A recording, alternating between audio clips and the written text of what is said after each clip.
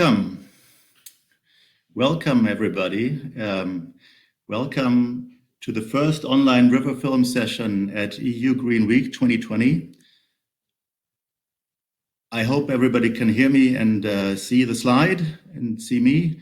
My name is Tobias Schäfer, and I will give you a 3-minute introduction to the session.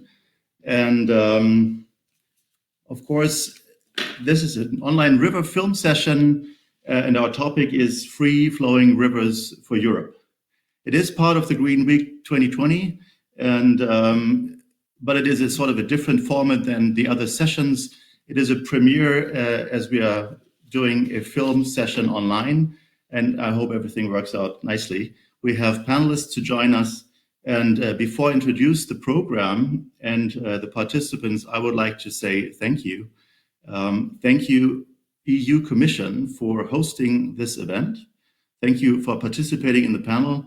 Thank you for organizing and helping us with organizing the session. And most importantly, thank you for making free-flowing rivers and freshwater life a priority at Green Week, and most importantly, in the EU Biodiversity Strategy 2030. This is needed, and it is making us very hopeful.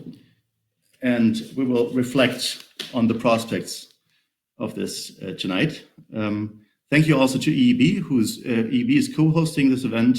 Thank you for inviting myself, for inviting Michael, my co-host, co-moderator, and myself to curate the session. Thank you for organizational support, Sergey and Laura in the back of the session. What you are joining right now is an online version of River Film Fest. River Film Fest is essentially a film fest for the love of water. And our aim is to create a forum for discussion and cultural exchange. At the heart of this format is to share stories by film and discuss scientific insight.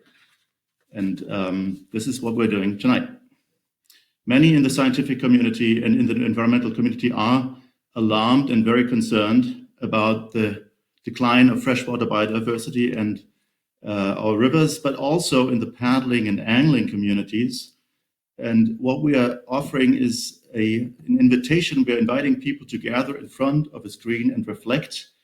If you will, it's a relaxed setting for a nonetheless very serious discussion. This first session is called Keep the Wild Wild.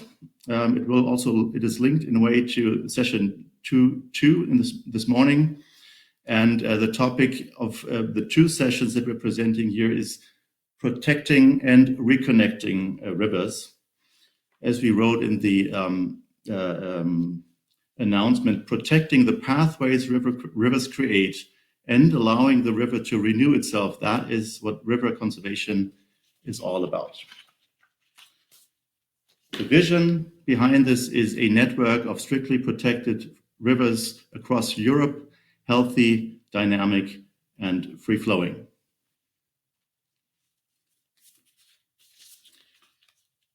The session structure is 3 short films, followed by a panel discussion and a feature film, an excerpt of a feature film. And before I introduce the panel, a short note on myself. Who am I? I am a curator of River Film Fest, together with Michael Bender, who's also joining us tonight. I am a longstanding member of the EEB Water Working Group, where I represent Living Rivers Foundation. And I work at IGB Berlin, which is Leibniz Institute of Freshwater Ecology and Inland Fisheries. But now the panel. We are joined tonight by Hans Stielstra from the EU Commission, DG Environment, from the Clean Water Unit. And Hans, maybe you can say something so that people can see you.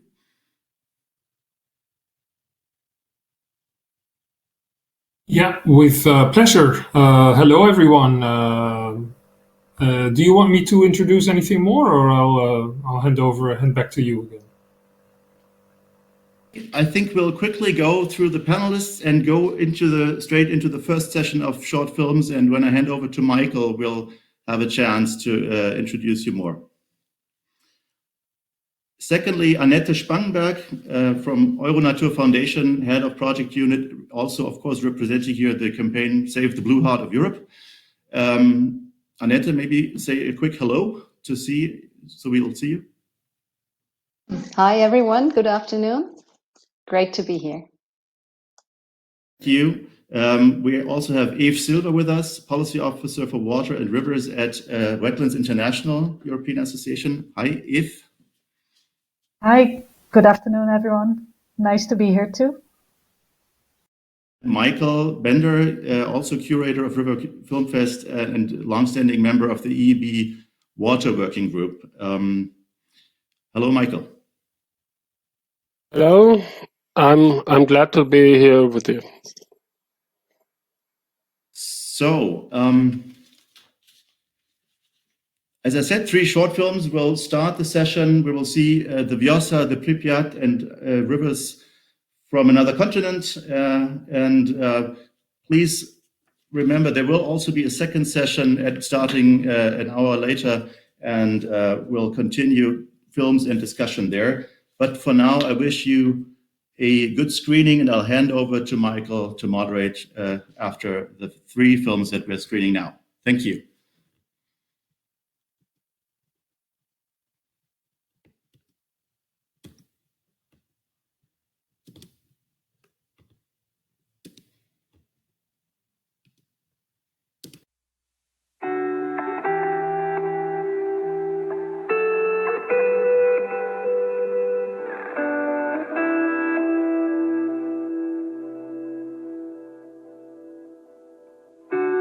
Here you have an undisturbed river from the springs to the sea. The river is wild, it is free, it is open to the sides. It's kind of paradise, yeah, that's right. Because here we can find species that we do not have so far in Central Europe. I've been collecting around 10 years or something. In this surrounding, we have one species of plant hopper, and it's the most common species here, and I've never seen it before. You only find in rivers that are in good condition. We don't need all these dams to make electricity. It's not necessary. Nuk është aspekt e drejtë që këtë lugin e Vjosës ta mbyt. Për faktin se lugina e Vjosës është një. Dhe ky bën një dëm. Nga të parë, edhe për ne këtu, po bën dhe një dëm ekologjik shumë të madh. Mos vjet nga dorë nga njeriu, mos pushtohet nga njeriu, të jetë lirë, të jetë vigje.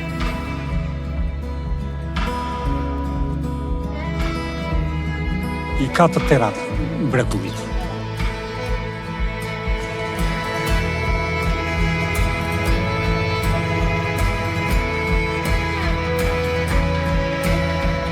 If you put in here one dam, the continuum is interrupted and the whole system is destroyed forever.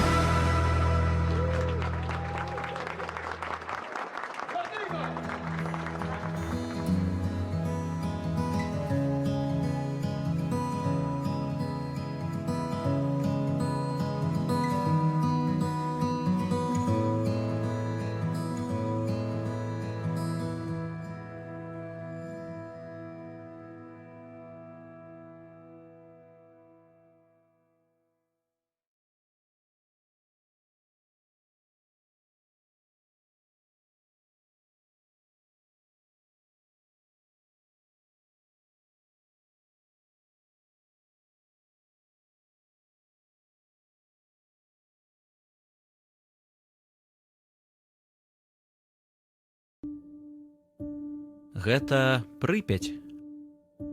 Адна з самых буйных рэк Беларусі, якая цячэ па Палессі, унікальнай прыроднай тэрыторыі на поўдні краіны. Прыпяць – гэта апошняя вялікая рака ў Еўропе, якая захавалася ў стане, блізкім да натуральнага. Яе берагі насяляюць дзесяткі рэдкіх відаў жывёл і раслін, а 1,5 мільёна птушак штогод набіраюцца сіл падчас міграцый. Але водны шлях пад назвай Е40 можа назаўсёды змяніць Прыпяць і жыццё тых, хто звязаны з ракой. Е40 – гэта праект суднаходнай трасы, якая можа прайсці па рэках Польшчы, Беларусі і Ўкраіны. Стваральнікі праекта называюць яе рэстаўрацыяй шляха з варагаў у грэкі, які злучаў паміж сабой парты Балтыйскага і Чорнага мораў. Варта адзначыць, што ні варагі, ні грэкі ніколі не бывалі на Прыпяці. Старажытны гандлёвы шлях праходзіў па заходняй Двіне і Дняпры. 500 кіламетраў Е40 можа прайсці па тэрыторыі Беларусі, большая частка з іх па Прыпяці. На рацэ з'явіцца 6 прапускных шлюзаў, рэчышча ракі будуць выпрастоўваць, а берагі закрыюць валамі і дамбамі. Гэта прывядзе да спынення вясновых паводак, за кошт якіх сфарміравана тая Прыпяць, якую мы ведаем. Тая рака, што адвечна служыла багатай прыродзе Палесся і яе насельнікам. Е40 можа адмоўна паўплываць на адзін з самых каштоўных раёнаў нашай краіны. Плануецца, што ён пройдзе праз нацыянальны парк Прыпяцкі, Палескі радыяцыйны запаведнік, 15 прыродных заказнікаў і 12 аб'ектаў міжнароднага значэння, рамсарскія тэрыторыі і тэрыторыі важныя для птушак. У прыватнасці, Е40 парушыць цэласнасць альманскіх балотаў, самага буйнога комплексу натуральных балотаў у Еўропе. Палескія балоты называюць лёгкімі Еўропы. Яны паглынаюць у 20 разоў больш вуглякіслага газу, чым лясы. Пойму Прыпяці насяляюць Вялікі Арлец, Вяртлявая Чаротаўка і Драч, якія знаходзяцца пад пагрозай глабальнага знікнення. Тут жа знаходзіцца найбуйнейшая ў свеце колькасць батальёнаў – 120 000 птушак. Змена рэчышча Прыпяці паўплывае на рыбныя запасы ракі. Будуць вынішчаны нерасцілішча, узровень забруджвання вады павялічыцца, то бок рыбы будзе менш, чым ёсць зараз. Е40 пройдзе па тэрыторыі Палескага радыяцыйнага запаведніка. Рачны глей – месца назапашвання велізарнай колькасці радыёнуклідаў. Парушэнне запаведнага рэжыму будзе мець непрадказальныя наступствы для Беларусі і Ўкраіны. Е40 пройдзе праз месцы археалагічных раскопак. У прыватнасці горад Тураў – адзін з самых старажытных гарадоў Беларусі. Любыя працы ў пойме Прыпяці могуць знішчыць ужо вядомыя альбо яшчэ не адкрытыя помнікі гісторыі, што знаходзяцца на яе берагах. Давайце захаваем Прыпяць і Палессе разам з намі. Далучайцеся да кампаніі «Стоп Е40».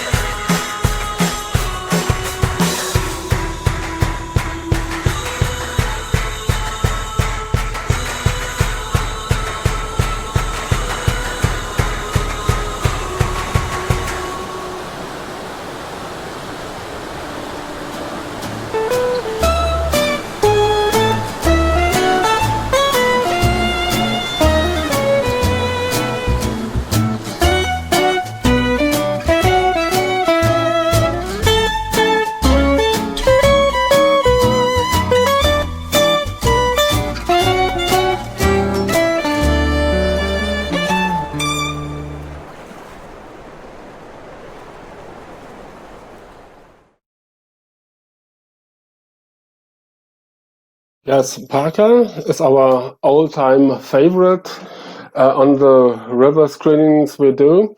And I want to continue the session on free-flowing rivers for Europe with a little river chat, river talk panel, and to just introduce or connect the Green Week as a whole with the session on free-flowing rivers. Then I would like to address Hans Zelstra from the European Commission, who is with us. And we all know that European Commission came out in May this year with this strategy on biodiversity.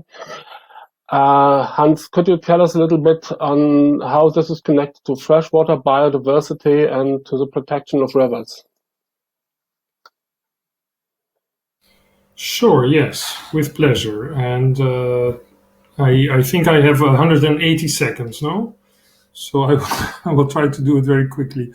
Thanks in any case for inviting me, for having me as part of this screening and this panel. I also want to thank you, all of you collectively, for putting this so high on the agenda. I think that is really one of the reasons why we are having this particular target in the biodiversity strategy, why there is so much attention for the biodiversity strategy, why there is so much about restoration ongoing on the policy side also. So a collective thank you to the river lovers of this world, and that we also saw in the picture.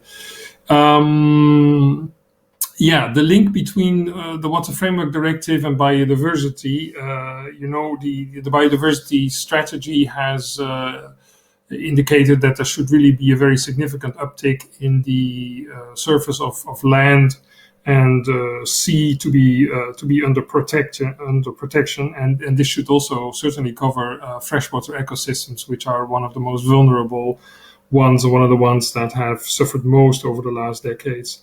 But there are really two different instruments at work here. There is, and there continues to be, the Water Framework Directive that has a fixed deadline, so 2027. In principle, all the European water bodies should be in good status.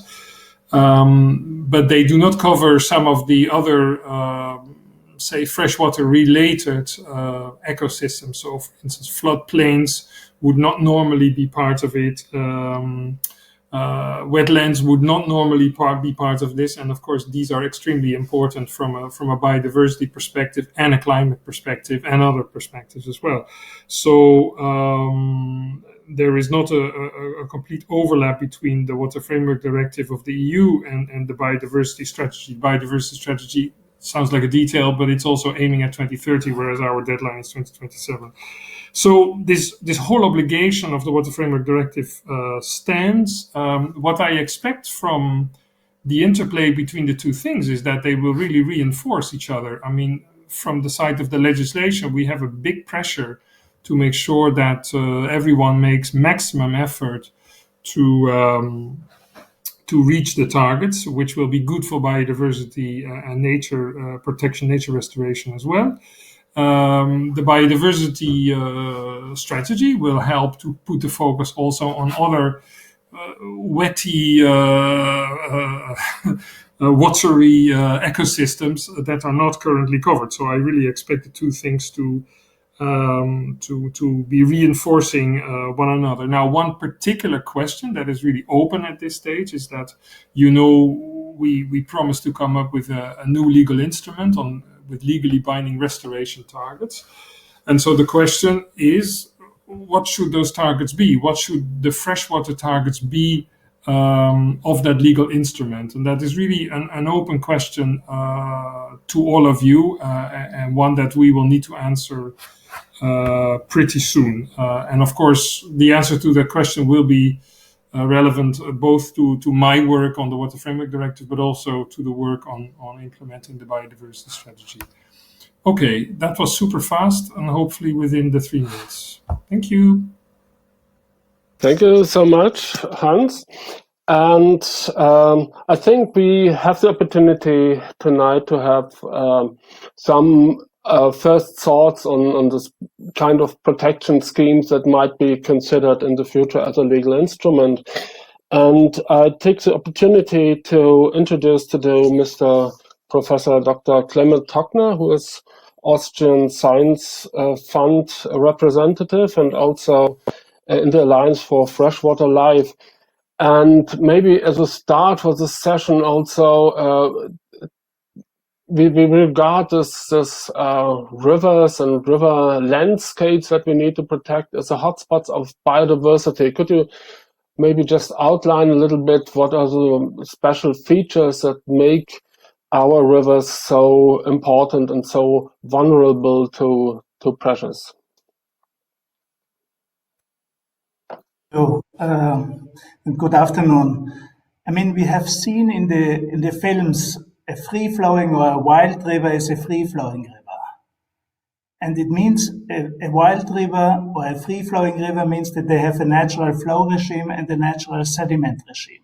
And they are connected longitudinally, upstream to downstream to the sea, laterally between the river channel and the riparian and the floodplain zone, and vertically the surface water and the subsurface water. In their natural state, the rivers are among the most dynamic, complex and diverse ecosystems globally. We have to consider that rivers and freshwaters in general are extremely hot spots of biodiversity, very similar to tropical rainforests or to coral reefs. This is something we have to recognize. And because these freshwaters are unique ecosystems, we have to consider them also as a kind of third realm beside terrestrial systems and marine systems. And freshwaters are not just a subsystem of the terrestrial system. This is very important for the management because freshwaters and rivers are also extremely sensitive systems, and the diversity in these rivers is decreasing faster than in any other kind of ecosystem types. And if we regulate these rivers, if we channelize these rivers, in most cases, you cannot reverse this kind of modification. Again, very similar to tropical rainforests. When you cut a tropical rainforest, a primary tropical rainforest, it's very difficult to get back again a natural rainforest as well. Unfortunately, rivers and freshwaters are not considered in the same way than marine systems and terrestrial systems in conservation planning, for example. And this is why the Alliance of Freshwater Life tries to increase the awareness about the fundamental role of freshwaters for biodiversity, but also tries to get synergies among the scientific community, but also between the scientific community and the public.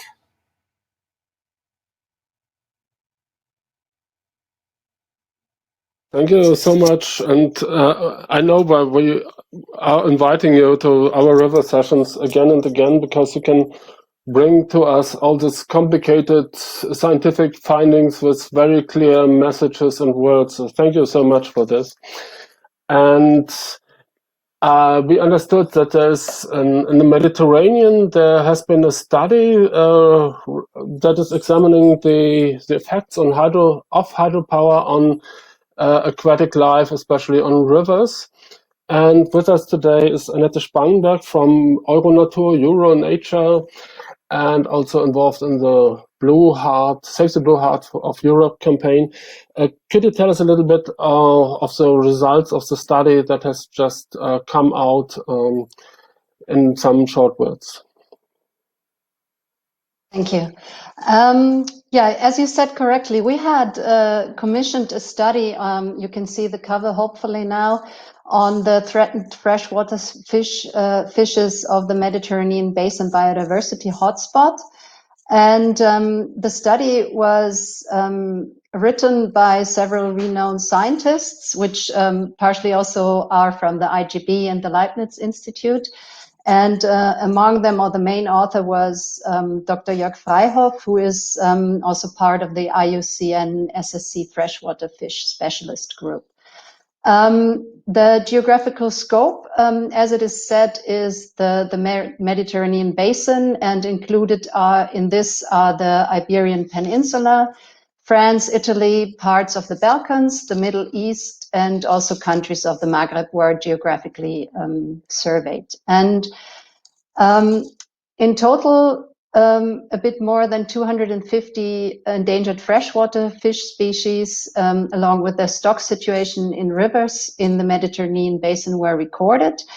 And in a second step, they were overlaid with a map of existing and planned hydropower plants, as well as those under construction.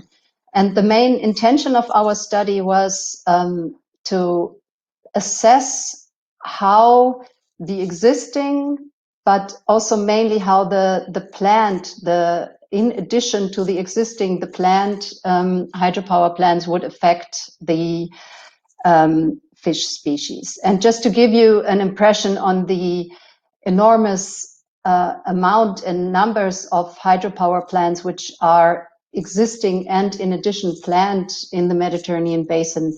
Currently, we have a bit more than 5,200 hydropower plants already in operation, and more than 6,300 new hydropower plants are planned, plus 200 are currently under construction. So if you add up these numbers, you end up with around 12,000 if all of these would be put into operation. So you can see the extent of the pressure.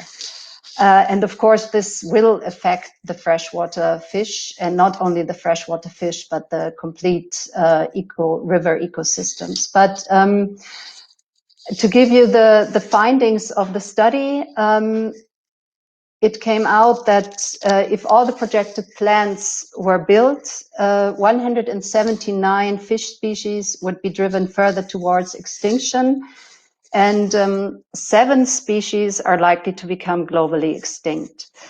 And another key finding from the study is that the biggest threat comes from small hydropower plants. And in this case, small hydropower plants are considered to have a capacity under 10 megawatt.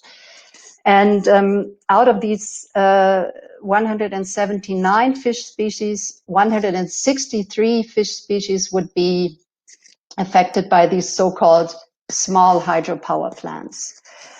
And based on this study, we didn't want to leave it with the findings of the study, but of course there are a few requests that we have based on the findings. So it is very obvious that the rivers of the Mediterranean basin are an enormous hotspot for freshwater biodiversity, and therefore they must remain free-flowing. I think it was said before by Clemens Tockner that how important ecosystems, which important ecosystems rivers are, and the study really underlines this, underlines this.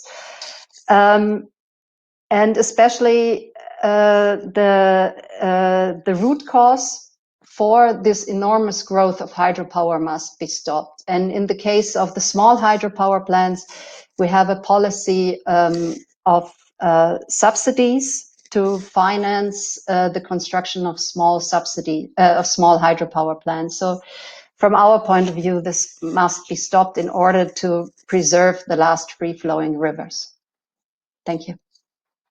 Thank you so much, Annette, for giving us insight on the dramatic developments that would push a great blow against freshwater biodiversity across the whole Mediterranean basin, not only in Europe. And I was wondering, it's also renewable energy, green energy. So what would be the position of the Environmental Bureau, European Environmental Bureau on hydropower development? Could you please outline that a little bit, Tobias?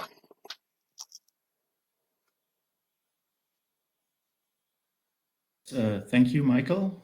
Thank you, Michael. I am, for a moment, switching roles. I'd like to give you just a very, very brief summary of the EEB's position on hydropower.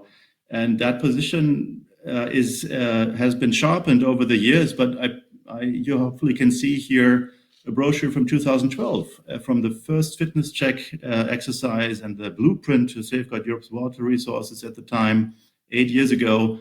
That is the EEB position in summary. And of course, hydropower was already there mentioned as the main driver of loss of biodiversity and river ecosystems. So EEB sees no room for new hydropower development in Europe. And while there is, of course, a necessity to transitioning to a 100% renewable energy mix and carbon neutrality, the benefits of hydropower are outweighed by its environmental impacts. And the energy transition cannot justify that we are losing our last free-flowing rivers and streams and their unique biodiversity. That, in short, is the main point. We see no room for new development in the EEB.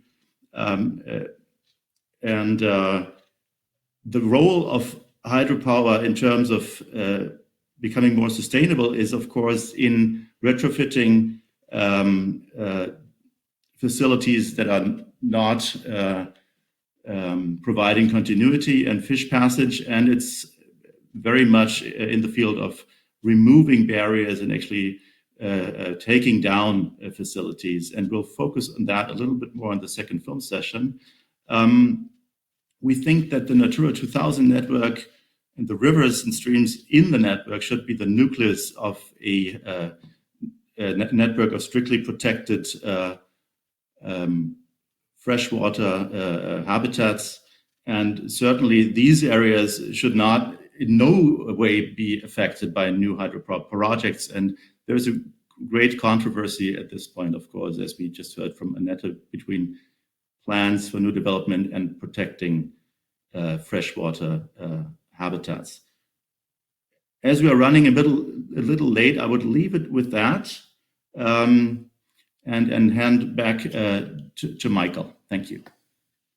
Thank you so much, Tobias, for sharing the position of the European Environmental Bureau with us.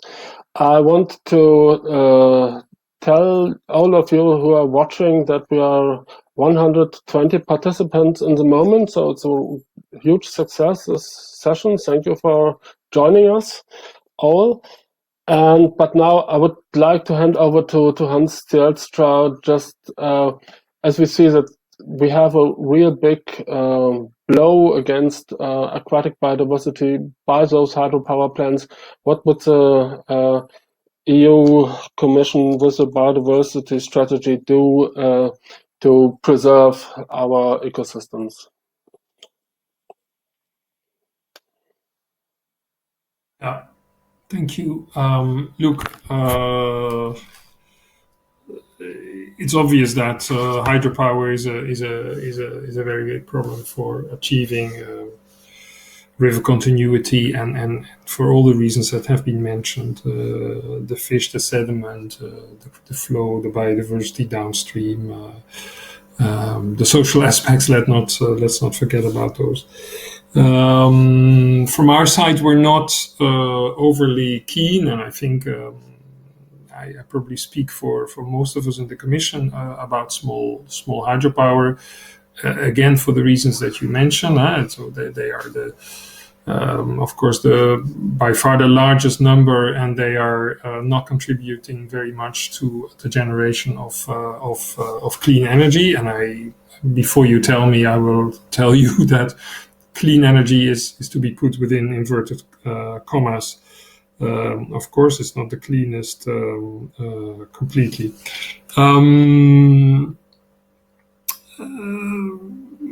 We, from the side of water legislation, there are some limits clearly to what you can do. You have to have very good arguments if you want to retain your your obstacles in a river. You have to have good arguments, or you have to fulfill a number of criteria before you can build something new.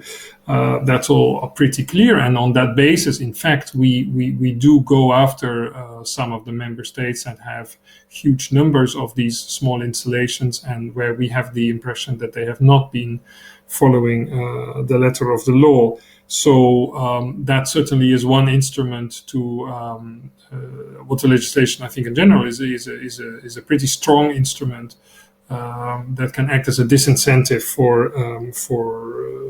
for obstacles in general, and for hydropower also. But on the other hand, it's also clear that hydropower has a role to play. I mean, we have collectively, not just the Commission, the entire EU, ministers, Parliament, everyone, we have taken a hugely ambitious commitment upon ourselves to invest heavily in renewables, to move out of fossils as much as possible. And evidently, hydropower then comes into the picture, whether it's as a complement to or a more reliable source of, or a more constant source of energy compared to wind and solar, or simply because we otherwise are not able to generate the electricity that we have to generate. But it's not, I think, the completely black and white situation that is sketched from time to time. I mean, there is, it was already said, in a way, there is a lot of gray. There are hydropower installations that are better for rivers than others. There is evidently the focus on renovation. I think we've also made that clear vis-a-vis the West Balkans, that is really what we see as the main piece, rather than the creation of new dams. There is the focus on large hydro rather than small hydro. But we should also not be kidding ourselves. I mean, hydropower is a huge sector, generating an awful lot of energy that we are using day in, day out. And some countries are extremely reliant on it. So I think we also have to be realistic. And what I wonder is rather than constantly banging on the point of it's bad, I wonder whether we can also not sit around the table with the hydropower sector and see whether we can collectively come up with some smart ideas to address this problem. I think the hydropower sector also very well understands that there is a limit to the development that they can do here in Europe, and that the pressure is constantly increasing. So I wonder whether at national or at European level there is not scope for a big dialogue between these two sides of the debate.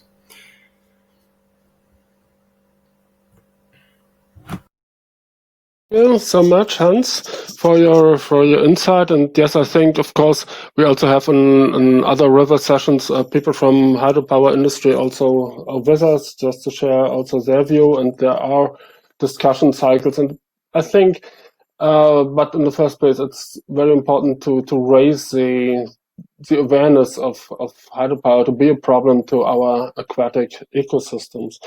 I need to speed a little bit up on our program, and I would just invite Annette for a short impulse on what is happening on the Vjosa. Maybe 1 minute. Can you tell us about latest developments? Thank you.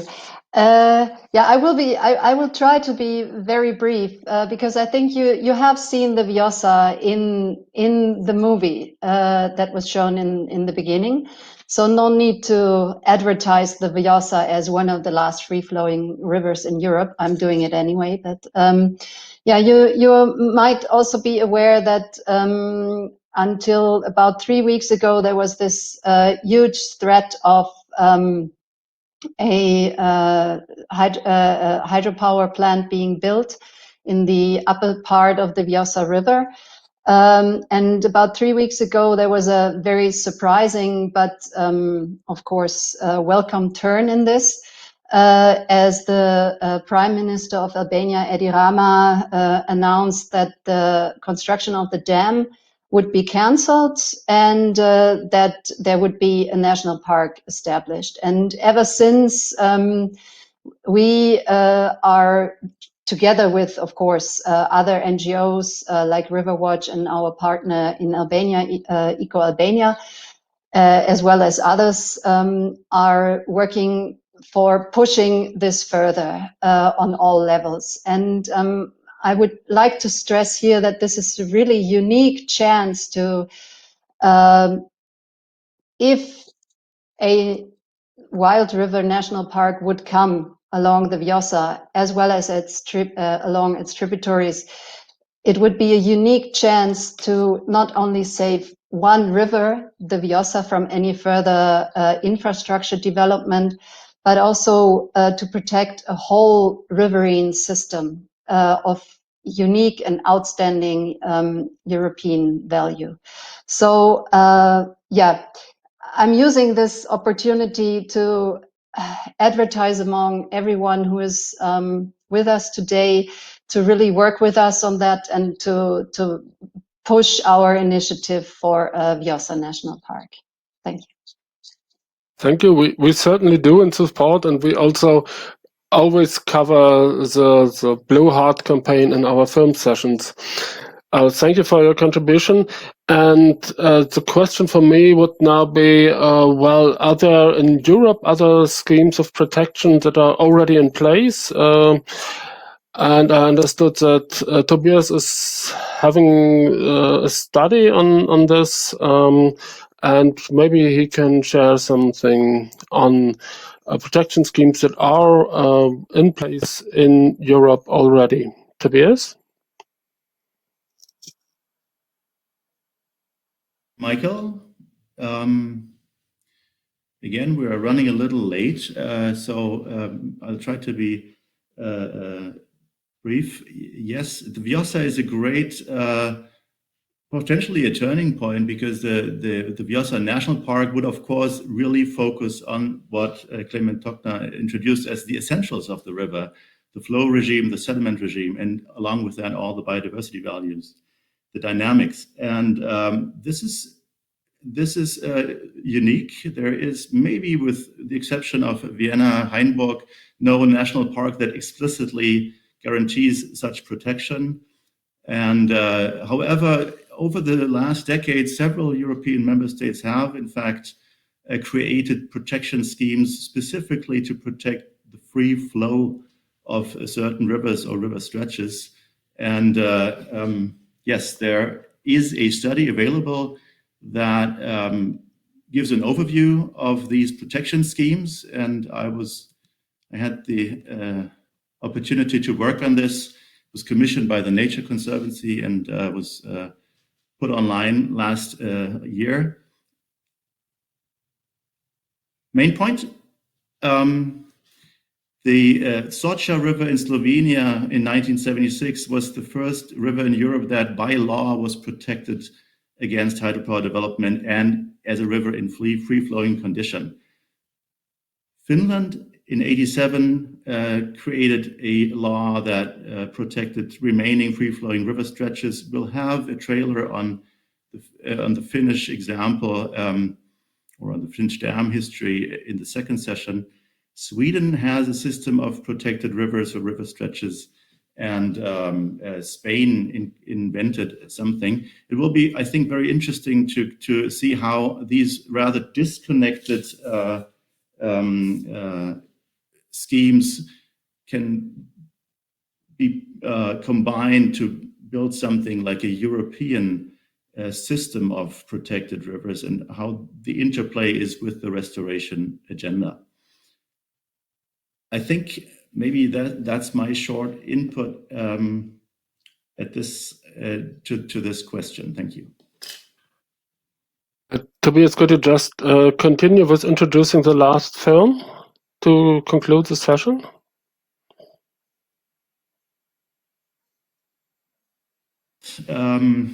Yes, thank you. we have put together 2 sessions, and we will have a second session after a 15-minute break. And some of the panelists will be with us in the second session. So sorry that you didn't have a chance to talk at this panel so far. Please join us in the second session. The film now makes a link between those 2 sessions. The film is called Run Wild, Run Free. And it is a film by Shane Anderson from the US about the 50 years of wild and scenic rivers in the US. And we produced an excerpt of 12 minutes. And of course, apologies to the filmmaker, we are leaving out 2-3 chapters of the film. You're getting the introduction and sort of the summary, but I think it is valuable as it gives an overview of a 50-year-old policy in the US to protect free-flowing rivers, which is an inspiration for other parts of the world. And we'll discuss that also in the second session. So please stay with us, and thank you for joining us in this first session. I'll start the film now.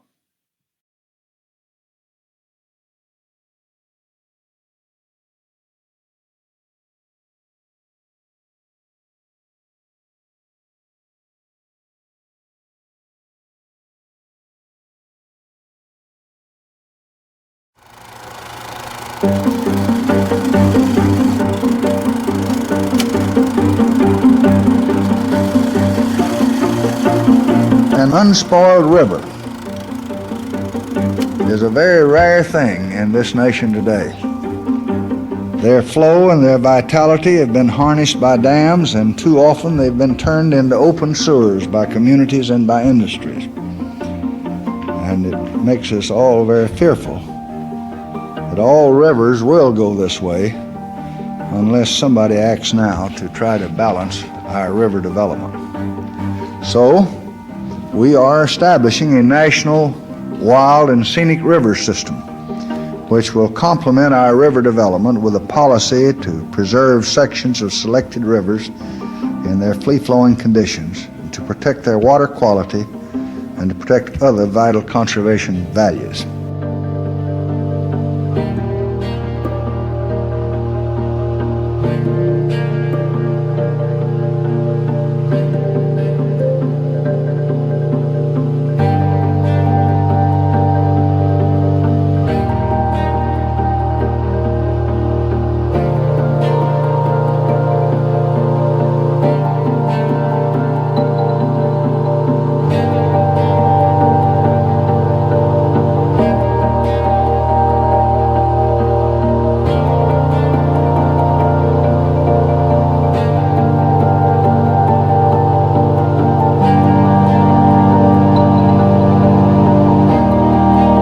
A few summers ago, after Secretary Udall took his lovely family on a float trip of high adventure down the turbulent Colorado River, he returned to Washington, and he said that every individual and every family should get to know at least one river.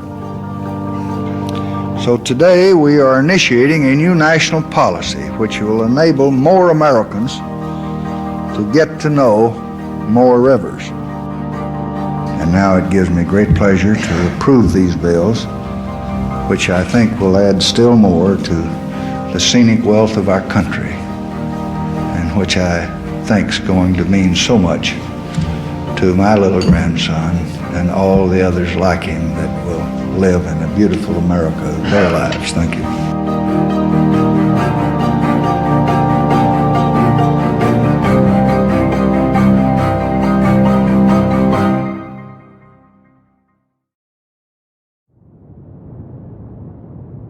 President Johnson was right.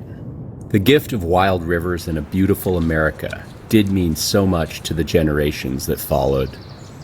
And now it's up to my generation to take leadership and continue this legacy. My name is Shane Anderson. I'm a filmmaker, lifelong outdoorsman, and most recently a conservationist, because I've realized that the wild things I love can't just protect themselves.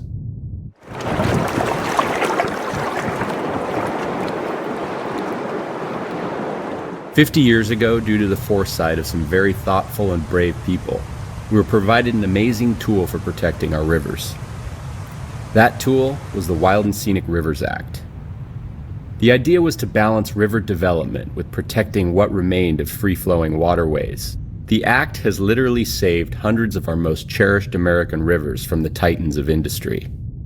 Despite a history of bipartisan, community-driven action, many of America's eligible waterways have yet to be designated, including the rivers that have shaped my life here along Washington's Olympic Peninsula.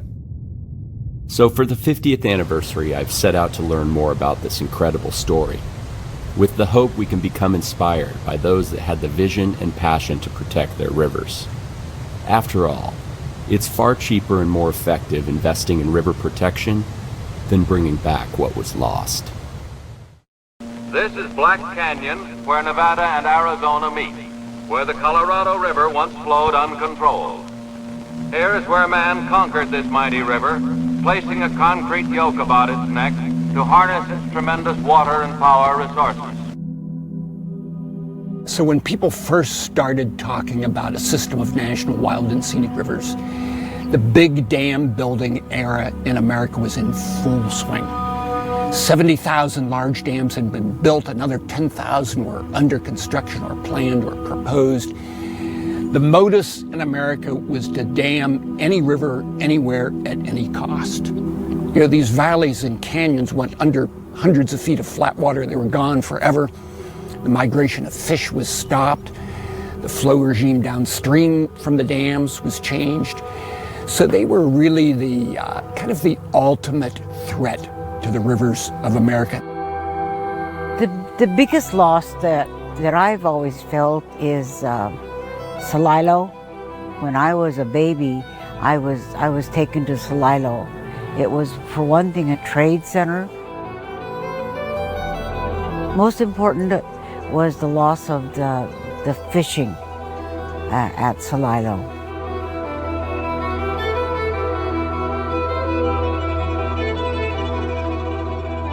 Celilo Falls on the Columbia River was one of thousands of important cultural, historical, and ecological sites drowned out across America.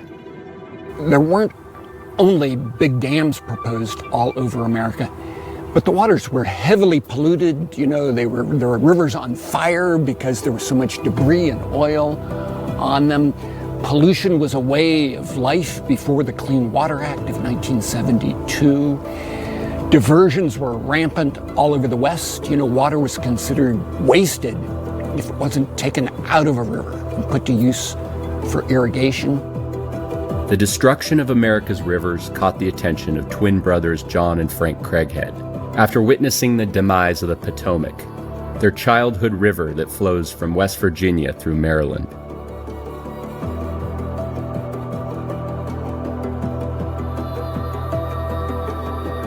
They were trained in wildlife biology and pioneered falconry with American raptors, trained survival skills in the Navy during World War II, and after relocating to Wyoming and Montana in the 1950s, they invented radio tracking devices for wildlife as they studied grizzly bears on the brink of extinction.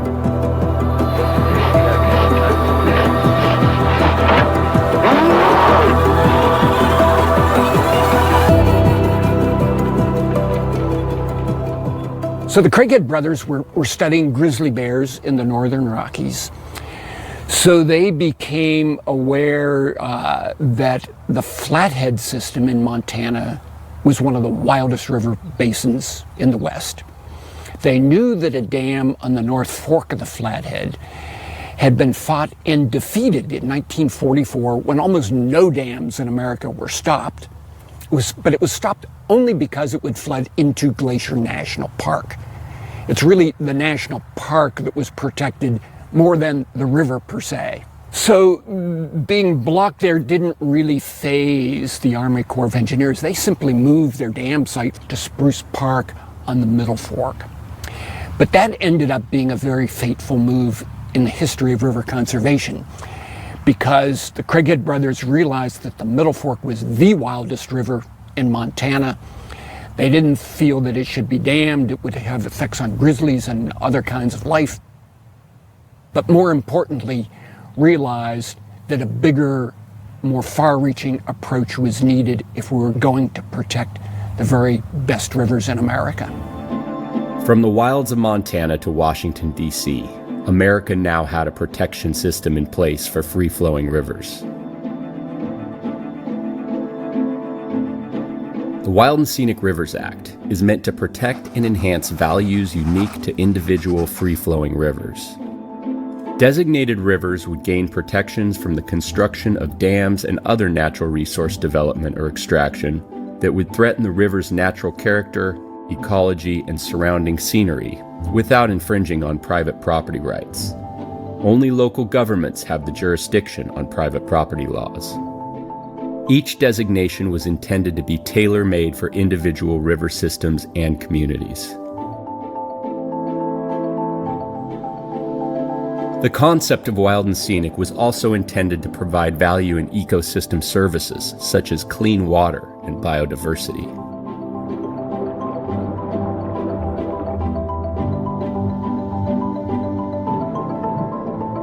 Originally, there were 650 rivers across the country that were considered eligible for designation. That list was culled to 67.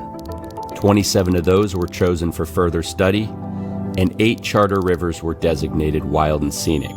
Each had an imminent threat of dam construction. Wisconsin's Wolf, St. Croix, and Namakagon. Missouri's 11 Point. New Mexico's Rio Grande and Red. California's Middle Fork of the Feather. Oregon's Lower Rogue. Idaho's Middle Fork of the Salmon, and the Upper Clearwater with its tributaries the Lochsa and Selway. Other parts of the world are also looking toward wild and scenic, as mega dams are being built and proposed on the Earth's largest rivers, all changing ecosystems, contributing to climate change, and displacing indigenous communities, some of which have never seen the Western world. Countries such as China, the Balkan states, Peru, Costa Rica, and Chile are all looking at developing systems inspired by the Wild and Scenic Rivers Act. And some countries, such as New Zealand and Ecuador, have given rivers the same value as human rights. Each and every campaign to designate a river under wild and scenic began with a simple gesture. Someone asked, "What can we do to protect it?" Each of us have a river we care about. So what's yours? And how can it be a part of this American legacy?